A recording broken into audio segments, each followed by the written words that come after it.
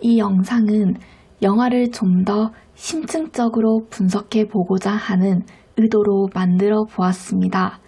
지루할 수도 있지만 함께 토론할 수 있으면 하고 희망해 봅니다. 이 영상을 영화를 통해 공부하거나 창의력을 기르고 싶어 하는 분들과 수능생들에게 추천해 주시길 간곡히 부탁드립니다.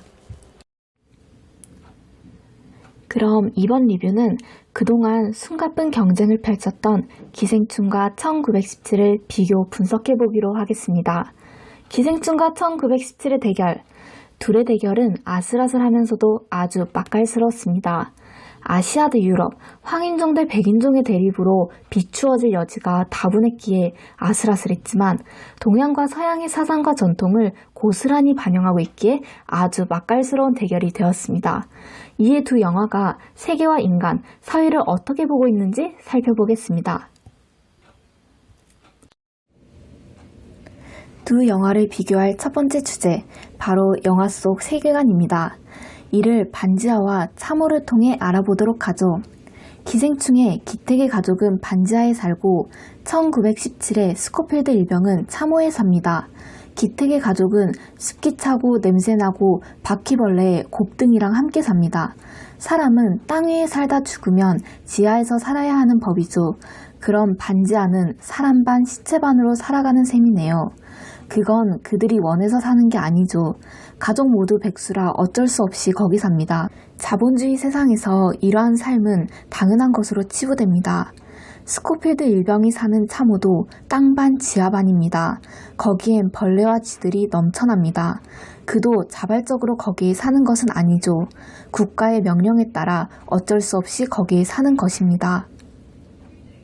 기택의 가족과 스코필드 일병의 차이점은 기택은 가난해서 반지하에 살지만 스코필드는 국가 권력의 복종을 위해 참호에 산다는 것입니다. 그러므로 반지하냐 참호냐의 문제는 빈곤을 다루었느냐, 의무를 다루었느냐의 문제로 바꿔 생각할 수 있습니다. 영화 기생충에 관해서는 누군가 가난하다는 것은 누군가는 부자라는 이야기입니다. 그러므로 기생충이 마주하는 세계는 부자와 빈자로 양극화된 세계입니다. 봉준호 감독은 사회 양극화 문제를 다뤄보겠다는 의도입니다. 또한 1917에 관해서는 전쟁이 없으면 평화가 없고 평화가 없으면 전쟁이 없듯이 권력이 없으면 의무가 없고 의무가 없으면 권력도 없습니다. 이처럼 1917이 마주한 세계는 전쟁과 평화, 명령과 의무로 양분된 세계입니다. 1917의 감독인 샘 멘데스 감독은 바로 권력의 문제를 진지하게 고민해 봅니다. 지금까지 반지하 대 창호를 통해 우리가 읽을 수 있는 것은 먹고 사는 문제가 중요하다고 생각하는 본 감독은 세계의 본질을 자본주의라 보는 듯합니다.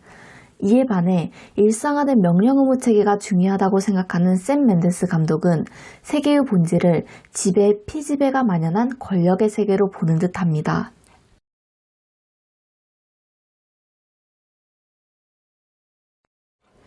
두 번째 주제, 영화 속 인간관입니다. 기생충의 수석과 1917의 메달을 통해 더 깊이 파악해 보도록 하겠습니다. 기생충의 수석에 빗대어 볼 수 있는 것은 1917에서는 메달입니다. 기생충 속 기우는 친구로부터 수석을 선물로 받습니다.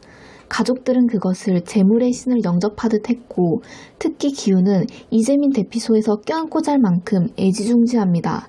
이는 기택의 가족은 재물에 대한 열망이 몹시 크다는 것을 보여줍니다. 여러 가지 욕망 중 특히 재물욕이 그들을 지배하고 있다는 것을 보여줍니다. 이번에는 메달에 대한 스코필드 일병의 태도를 살펴보겠습니다. 군인에게 메달 훈장은 대단한 명예입니다. 그러나 스코필드가 임무 수행 동료 블레이크 일병에게 했던 진심인지 비아냥인지 모를 말을 들어보면 그에게 메달은 명예가 아닌 듯 보입니다. 스코필드는 블레이크에게 메달을 받을 것이라고 말하지만 정작 스코필드 일병은 과거에 자신이 받은 메달을 프랑스 일병과 물물 교환했었죠. 목이 마르다는 이유로 와인 한 병과 바꿔치기 해버리고 만 것이죠. 이러한 스코필드의 행위는 곧 자신의 의무 이행의 목적이 명예가 아니라는 것을 보여줍니다. 오로지 임무 달성이라는 의무 하나로 뜨거운 결의를 보여준 것입니다. 이러한 메달의 일화를 통해 샘 감독은 의무를 수행하려는 인간의 의지를 카메라에 담아내고자 합니다. 이는 봉준호 감독의 의도와는 명확히 구별됩니다. 앞에서 살펴보았듯이 봉준호 감독은 인간의 재물에 대한 욕망을 카메라에 담아냈습니다. 즉 봉준호 감독은 인간을 욕망적 존재로 보고 샘 멘데스 감독은 인간은 이성적 존재라고 보고 있습니다. 여기서 분석해 볼 수 있는 또 한 가지 주제, 두 영화는 개인과 사회의 관계를 어떻게 보았을까요? 이를 기생충 속의 냄새와 1917 속의 체리꽃을 통해 파악해 보도록 하죠. 이 두 가지 상징을 통해 두 영화 감독은 각각 무엇을 말하고자 했을까요? 기생충에서의 냄새는 가족을 구분짓는 요소로 작용합니다. 박 사장의 아들 다송이는 기택의 가족 모두에게서 똑같은 냄새가 난다고 말합니다. 한 가족에게 똑같은 냄새가 난다는 것은 가족 구성원 각 개개인은 서로 다른 사람이라도 가족 간의 냄새는 공통적이라는 의미이고, 이는 개인보다는 사회를 강조하는 관점입니다. 이 관점은 축구선수 개개인과 축구팀의 예시에서 설명해 볼 수 있습니다. 이를테면 개개의 선수들의 특성과 대한민국 대표팀의 특성은 차원이 다르듯이 기택의 가족 개개인과 기택의 가족은 서로 독립된 특성을 가지고 있습니다. 손흥민 선수가 대한민국 대표팀에 헌신하듯 기택의 가족들은 가족을 위해 헌신합니다. 영화 기생충에서 기우는 동생 기정을 취직시켜주고, 기정은 아버지 기택을 취직시켜주고, 기택은 아내를 취직시켜줍니다. 즉, 가족 구성원은 자기만의 이익을 꾀하는 것이 아니라 가족 모두의 번영을 도모합니다. 이러한 태도는 박 사장의 가족, 가정부인 문광의 가족에서도 마찬가지로 나타납니다. 그들은 함께 죽고 함께 사는 운명 공동체라는 겁니다.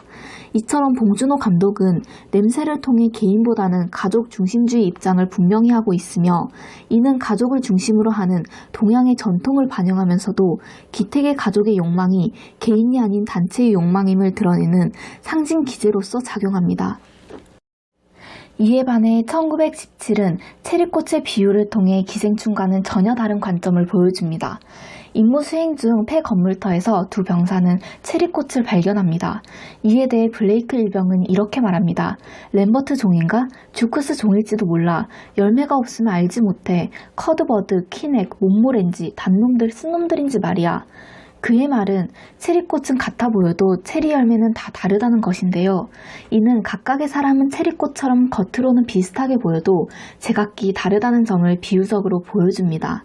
사람에게 있어서 공통점보다는 차이가 중요하며, 같은 가족, 같은 회사, 같은 단체 소속이라 하더라도 각자가 처한 상황은 다르다는 것입니다. 이는 인간은 사회적으로 존재하기보다는 각자가 개별적으로 존재한다는 것을 의미합니다. 이러한 관점이 드러난 또 다른 장면으로 영화 초반에 스코필드와 앨린 무어 장군의 대화 장면도 있습니다. 스코필드 일병이 저희만 갑니까? 라고 묻자 앨린 무어 장군은 이렇게 말합니다.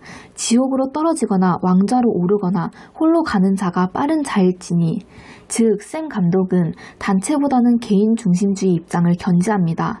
세상은 단체들의 세계가 아닌 개인의 세계라는 것인데, 이는 서양의 개인 중심주의 주제 철학과 맞닿아 있습니다.